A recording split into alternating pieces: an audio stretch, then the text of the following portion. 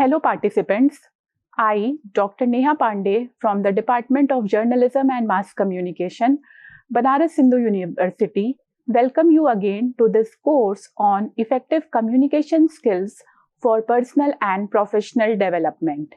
In the previous lectures, we have learnt about the communication, various elements and the process.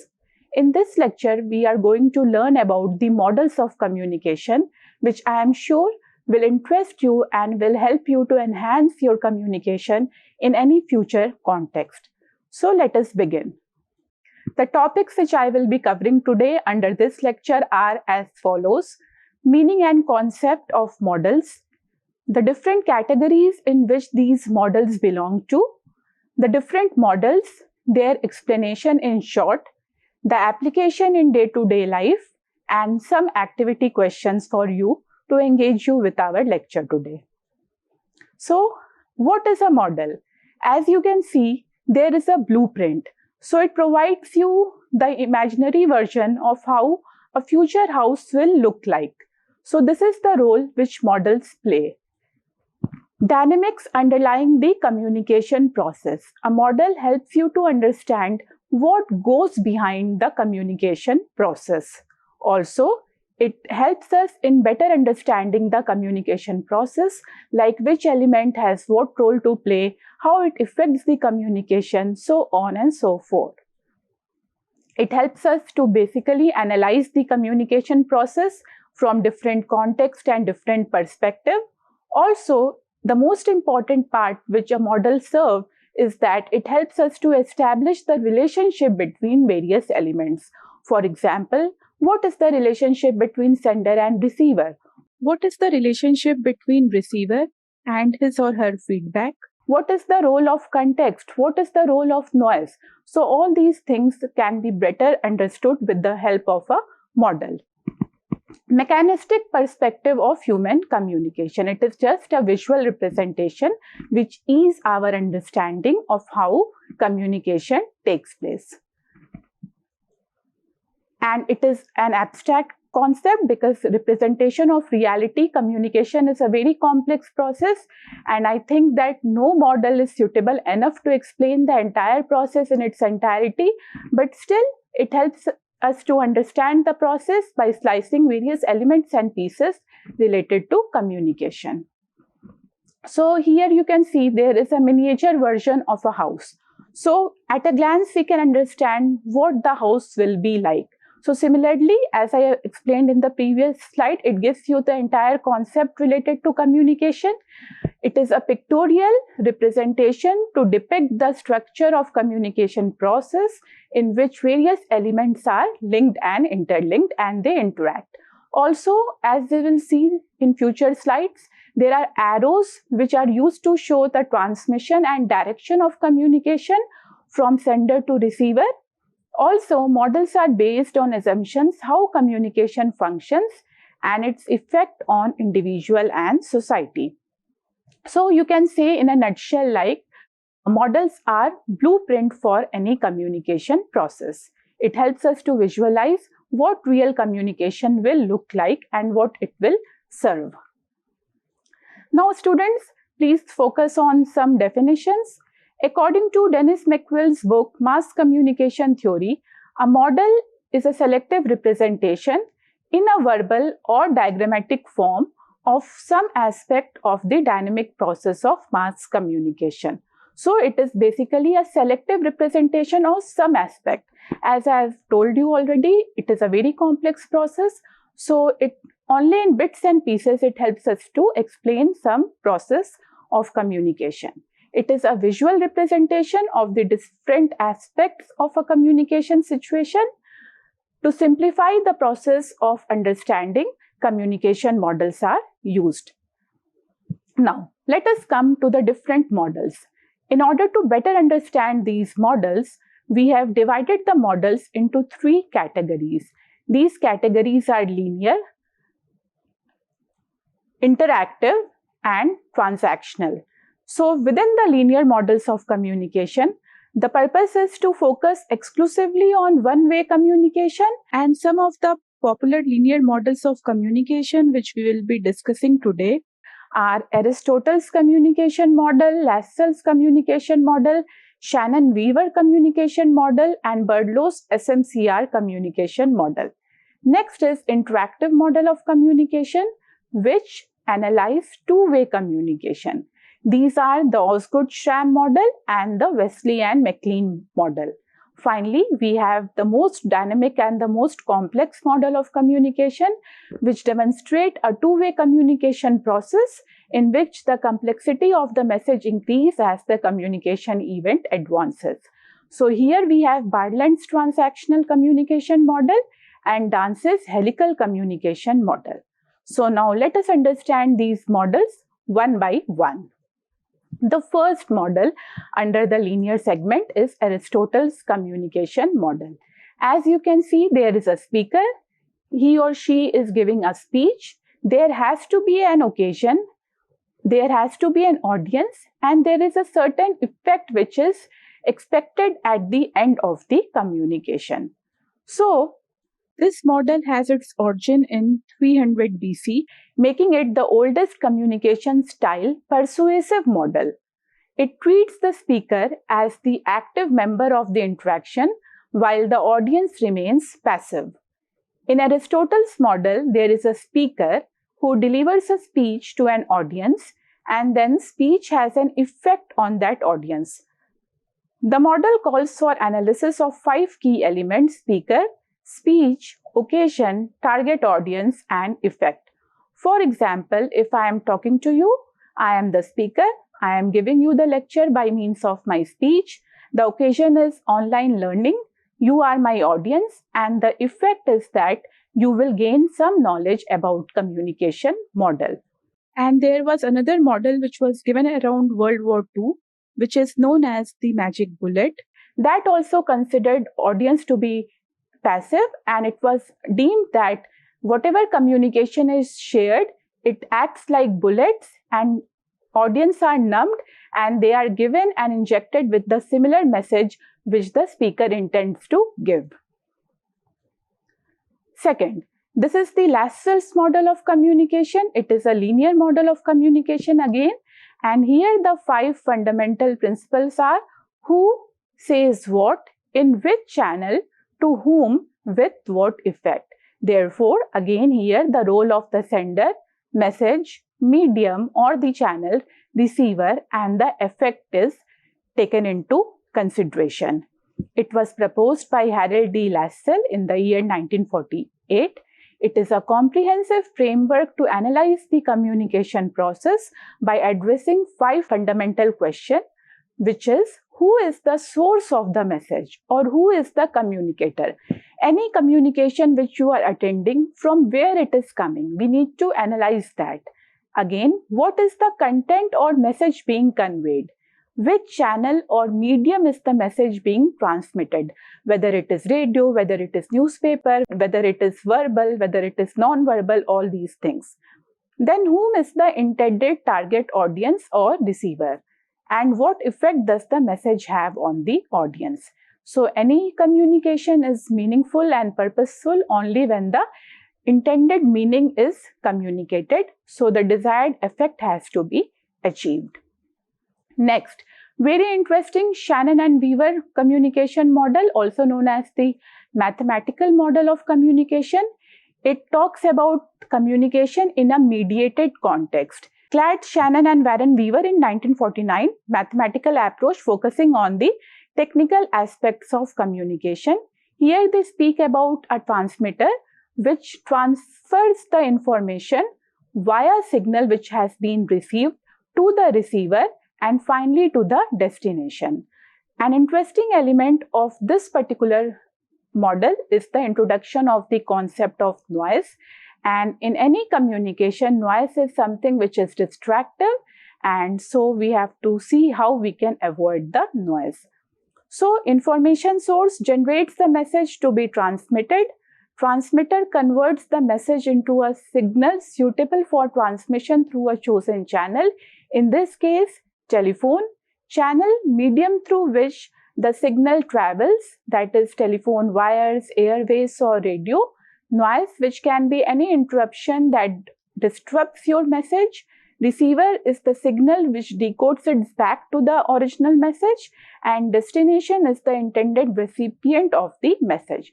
For example, if I am making a phone call to my friend, then I will be the information source, my phone will be the transmitter, the airwaves or the radio waves will be the channel. There can be noise in terms of lack of data or network availability. Receiver is the phone of the destination, and the destination is the friend to whom I am trying to make communication with. Last in this section is Berlow's SMCR model, also a linear model of communication. And it says that communication goes beyond simple mechanics. It is an interactive process influenced by personal and contextual factors. So the role of personal and contextual factors is something which has been introduced in this particular model. For example, when a sender is transmitting a message, while encoding, it is his or her communication skill, attitudes towards the context, the knowledge system which he or she has acquired, the culture to which he or she belongs, the social system, the setting, all these has an influence and an impact on the message or the way he or she is going to deliver the message. Similarly, message has its own content, its elements, how we are treating the message, how we have made up the message, what is the structure of the presentation, what are the codes, how we are using the language, the visuals or the non-verbal cues, everything adds on to make the message. Then the channel, of course, the medium plays a very important role, whether we are hearing a radio broadcast or we are seeing a newspaper channel or simply we are tasting a food, we are smelling something. So that is also by itself is an act of communication. And finally, again, the communication skill, attitude, knowledge base, social system and culture of how he or she decodes the message. So this is Berlow's SMCR.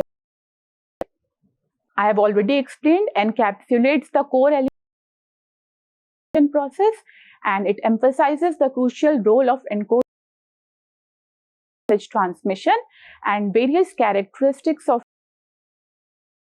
this. So I hope the linear models are clear to you. Now let us move towards the next, which is the interactive models of communication. Interactive models of communication differ from traditional linear models by emphasizing the dynamic and models acknowledge that communication is a two-way process involving both the sender and the receiver with constant exchange and feedback. Talks about the role of the receiver as an equally important component as that of the sender. So here, interpretation is something which goes on continuously. The source, by encoding, sends a message, and sits back in the form of the feedback, and in this way, continuation of the communication process. Good-Schramm model is, as you can see, is a circular model. It was given in Osgood. It shows communication as a two-way process, constantly encode and decode, and it is not a one constant process. It talks about field of experience, that is sender and receiver, which helps them understand each other's messages. The response from the receiver that indicates how well the. So this is a very good and helpful model for understanding through the communication process, why it happens or why it not happens. And MacLean's model of communication given in 1957, communication is initiated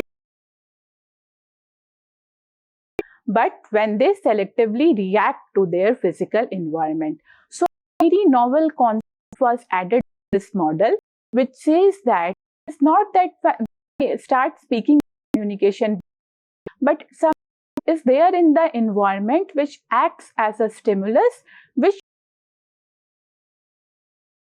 understand it with the help of a visual, emphasizes a significant connection between response from the environment and interprets the message they receive according to their specific focus or context. Again, role to play. And again, it talks about feedback, whether it is direct communication, indirect communication, or mass communication. The feedback process is slow or deterred. Is the information source X, X1, X2, X3, X4 events in the environment. For example, if coming here, I see a gathering, I see a road accident, I see a marketing gimmick. So then I choose one of these elements to be communicated first. My communication happens because something has happened in the environment. For example, a reporter is A, so he has 3 or 4 stories to his or her context and understanding. To the newspaper, which is C, so acts as gatekeeper, and according to their inclination, they will pass on the B. So again, the audience can receive the message and give the feedback. So in this communication, the role of environment and the role of feedback has been transactional communication model. Again, a very interesting communication concept in which reciprocal nature of communication. That means we cannot say from where the is ending because it is a continuous cyclical process. It portrays exchange of message where both the sender and receiver actively participate. Into account factors like the context, the culture, the individual perceptions. That also it talks about the field of experience, how I am nurtured communication, and also my encoding and decoding capabilities. Particular model is that it talks about the relational element of communication. For example, if I'm asking to my, hey, how was your day?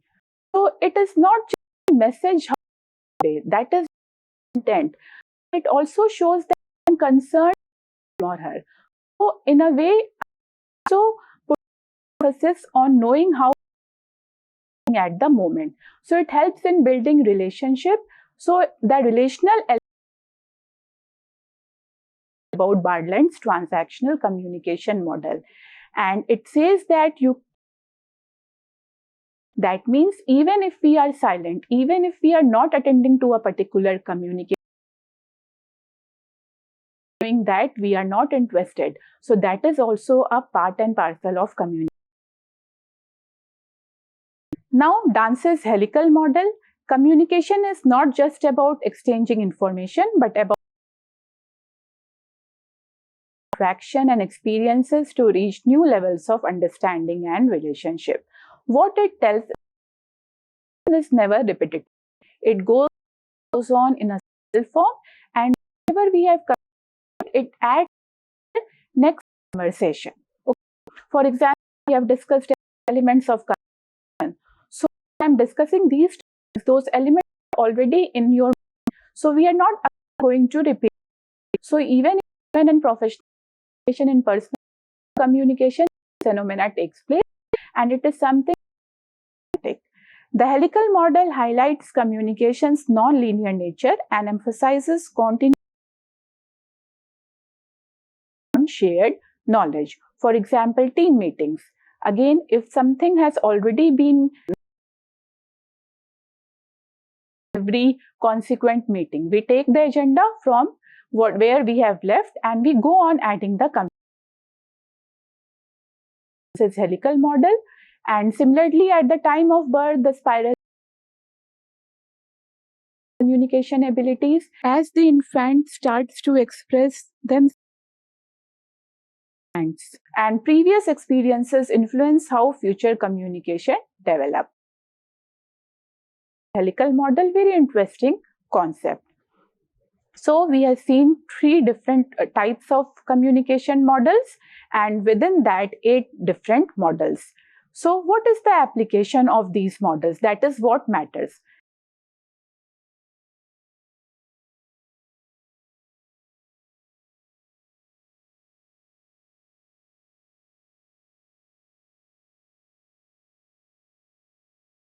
It is the persuasive nature of communication which is emphasized upon. It talks about the speech and the attributes of the speaker. So by incorporating all those elements, we can improvise our public speaking skills. Then environmental factors, again, if we are giving a talk or presenting, then the environmental factors play a very important role. So we should always consider those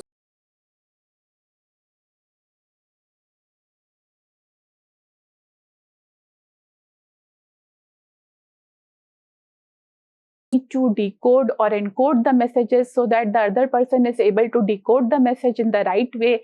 All those things has to be taken into consideration for making a communication process effective. Next, audience perspective. So we have seen that audience is not passive. Audience has its own way of decoding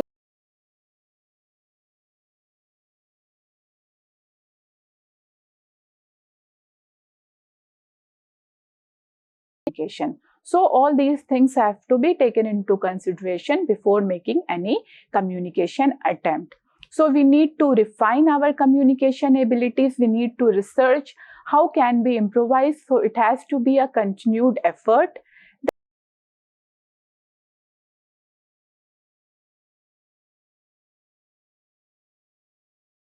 able to get away with those barriers or noise as we have seen in Shannon Weaver model of communication. So we have to take care of noise and related elements in the communication process. Then group and mass communication, we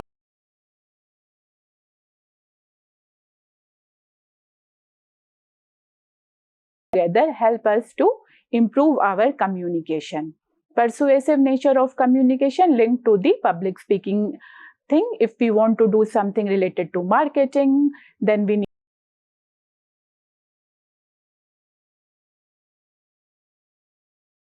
this lecture, and I hope you have some understanding of the models of communication. They are very interesting and adds to the body of literature of the communication studies. SMCR, the sender message channel receiver, the Birdlow's model, apply to communication on social media platforms. So think about it and see how and what characteristics of SMCR model has a role to play. Again, throughout the day, identify how does your communication evolve with them as seen in the helical model of communication. Experiences shaped your current discussion.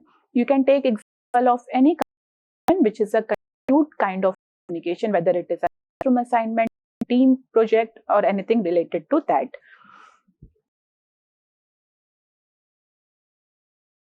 Notes. However, due to autocorrect errors, and we are all doing all these things right now, and vague wordings, understands the request and shares the wrong notes. So who is blamed? It is you, or it is process itself, or it's the receiver.